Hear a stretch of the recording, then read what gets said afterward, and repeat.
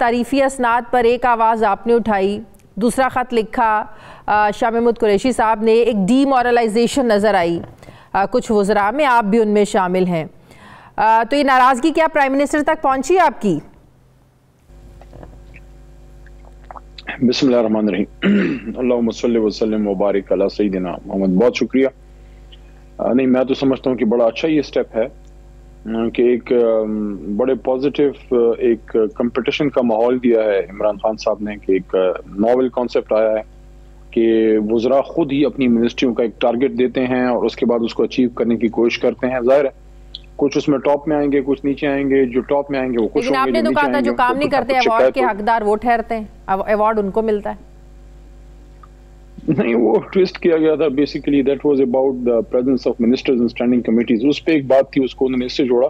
लेकिन बहरहाल मैं समझता हूँ कि ये पहली बार पाकिस्तान में, आपने तो अपने आप को 12वां खिलाड़ी भी बोला था, और खेल के मैदान में 12वां खिलाड़ी का रोल क्या होता है ये भी सभी जानते हैं। फिर तो वो तो एक साफ लग रहा था आपकी नाराजगी और डीमोरलाइज हुए हैं कि हौसला कम हो जाता है। नाराजगी तो साफ लग रही थी, लगता है कल में किसी ने मना लिया थोड़ा सा। नहीं, मैं समझता हूँ कि तकरीबन 42 डिवीजन में से 12वां पोजीशन कोई इतना बुरा नहीं है, इससे ऊपर जाया जा सकता है मेहनत के जरिए, तो कोशिश हम करेंगे। लेकिन अल्लाह ताला के करम से परफॉर्म करें सब, और सारे एक ही टीम है। कोई अगर 9-10 पे आ जाता है, कोई 15-20 पे आ जाता है। पहली जो आपकी 23 मिनिस्ट्री हैं वो हैं जो कि 80% से ज्यादा उन्होंने अचीव किया है। देखिए ये पहली बार हुआ है इसमें लोग। लेकिन फवाद साहब कल मेरे प्रोग्राम में वो कह रहे थे किसी को बताया नहीं गया कि करने क्या जा रहे हैं, मीडिया में डिस्कस होना चाहिए था, पहले बताना चाहिए था कि कैटेगरीज क्या हैं, आपका म्यार क्या है जांचने का, परखने का। मतलब कि आपके जो वजीर इत्तलात हैं उनको पता नहीं है, तो ये किस साथ सारी डिस्कशन करके ये अचानक आप लोगों को ये सरप्राइज दिया गया? नहीं, मेरे ख्याल में जो कोई सुकम अगर रह गए हैं वो अगली बार बेहतर होंगे। हमें इस चीज़ को अप्रिशिएट करना चाहिए कि ये हुकूमत एक नया कॉन्सेप्ट लेके आई है कि मिनिस्ट्रियों के अंदर एक मस्बत फिजा में एक कंपटीशन का माहौल पैदा करना, क्योंकि जहाँ कंपटीशन होती है वहाँ एक फ़ायदा आवाम का ही है। अगर मिनिस्ट्री आपस में एक पॉजिटिव मुकाबला करेगी तो हुकूमत की कारकर्दगी बेहतर होगी, जिसका फ़ायदा आवाम को है।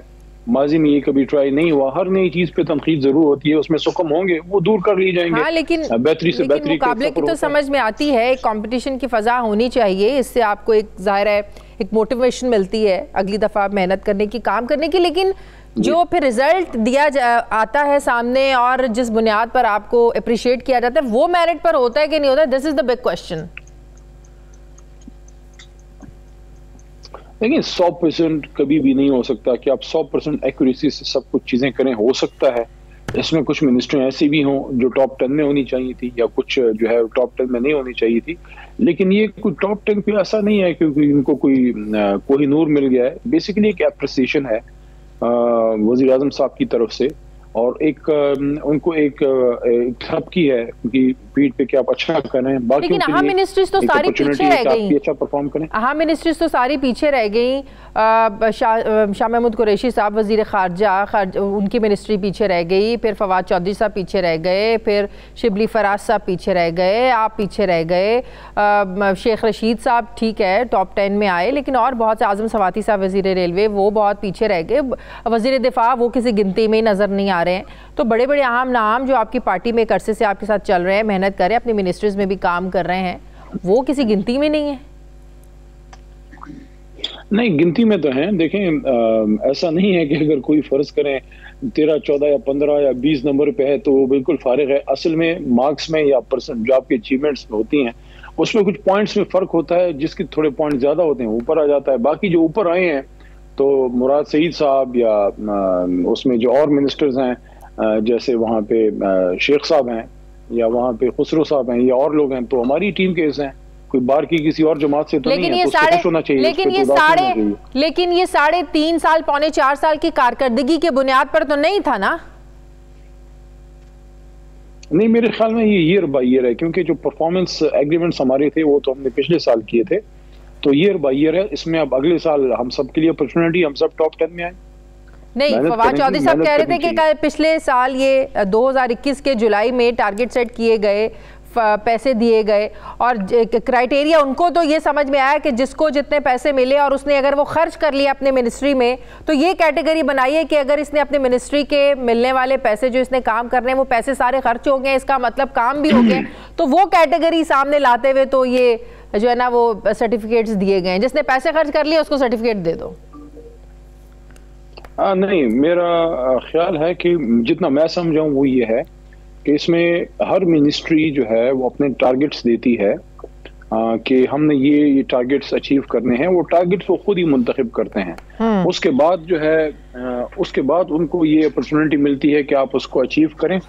तो उसमें फंडिंग का ज़्यादा इशू नहीं होता। फॉर एग्जांपल जो मिनिस्ट्री मेरी है, पार्लियामेंट्री अफेयर्स है या लॉ मिनिस्ट्री है या फॉरेन अफेयर्स है, तो उनके हमारे पास तो इतने फंड्स नहीं होते। हमने तो अपने लीगल जो हमारे टारगेट्स हैं, जिस तरह हमने पार्लियामेंट को चलाना है, मैं तो तकरीबन 42 डिविजन्स की मैं रिस्पांस देता हूँ वहाँ पे। तो वो उसमें ज़रूरी नहीं है कि आपने बहुत ज़्यादा अगर स्पेंडिंग की है तो आपके पॉइंट्स अच्छे होंगे। अगर आपने अपने टारगेट्स अचीव किए हैं, चाहे वो लीगल हैं या वो डेवलपमेंटल हैं, तो उसमें आपको अपॉर्चुनिटी मिलती है। ठीक है, अब थोड़ा सा आगे बढ़ते हैं।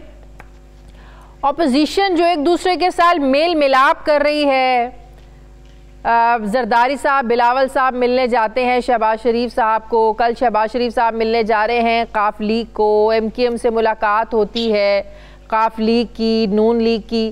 तो ये जो सब मिलकर एक यूनिटी शो कर रहे हैं और ये बताने की कोशिश कर रहे हैं कि अब तहरीके अदम एतमाद आएगी भी और कामयाब भी होगी, लेकिन हुकूमत आप लोग इसको संजीदा नहीं ले रहे हैं, इसकी क्या वजह है?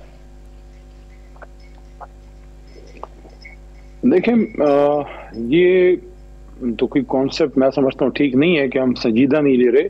हाँ, वो जो चैलेंज का लेवल है वो उस लेवल पे उन्होंने अप नहीं किया जिसमें आप उसको एक उस तरह से लें जहाँ पे आप फील करते हैं कि there is an imminent and present threat.